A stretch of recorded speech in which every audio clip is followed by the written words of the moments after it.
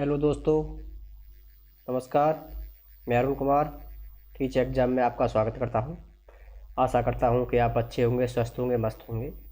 मैं आज आपको पढ़ाऊंगा साइंस में कुछ छोटे से टॉपिक। जीव विज्ञान, जंतु विज्ञान, वनस्पति विज्ञान किसे कहते हैं तथा इनके जनक कौन हैं। देखें एक बार। जीव विज्ञान यानी बायोलॉजी। बायोलॉजी किसे कहते हैं? जीव विज्ञान।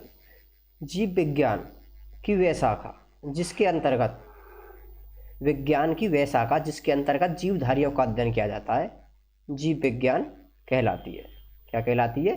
जीव विज्ञान कहलाती है।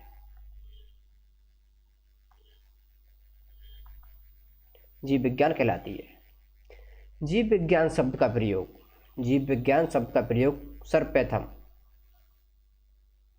फ्रांसीसी वैज्ञानिक लेमार्क तथा जर्मनी वैज्ञानिक ट्रेविरेनस ने 1801 में किया था। जीव विज्ञान तो ग्रीक शब्दों से मिलकर बना है, बायोस प्लस लोगस। बायोस का अर्थ क्या है? लाइफ, और लोगस का अर्थ क्या है? स्टडी, यानी जीवन का अध्ययन। जीव विज्ञान को दो प्रमुख भागों में बांटा गया है। वो दोनों भाग कौन कौन से हैं देखें। नंबर 1 जंतु विज्ञान जूलॉजी, और नंबर 2 वनस्पति विज्ञान यानी बॉटनी। जूलॉजी शब्द की उत्पत्ति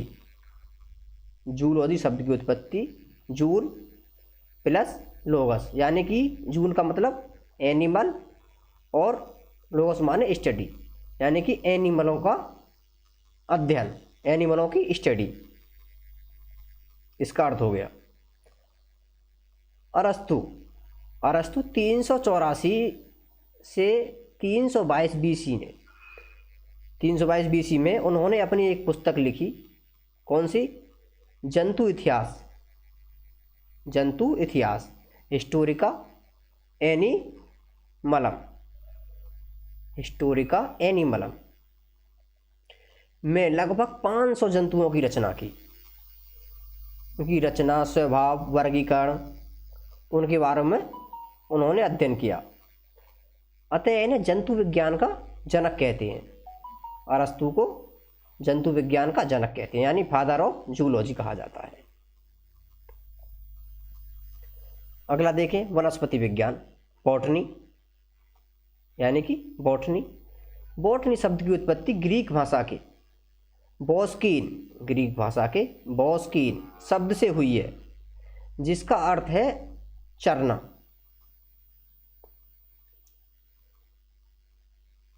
थियोफ्रेस्टस के अनुसार थियोफ्रेस्टस ने 500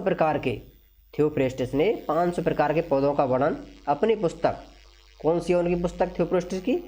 हिस्टोरिका प्लांटेरम में किया है। इन्हें वनस्पति विज्ञान का, थियोफ्रेस्टस को वनस्पति विज्ञान का जनक कहा जाता है। फादर ऑफ बॉटनी किसे कहा जाता है? थियोफ्रेस्टस को ही वनस्पति विज्ञान का जनक कहा जाता है।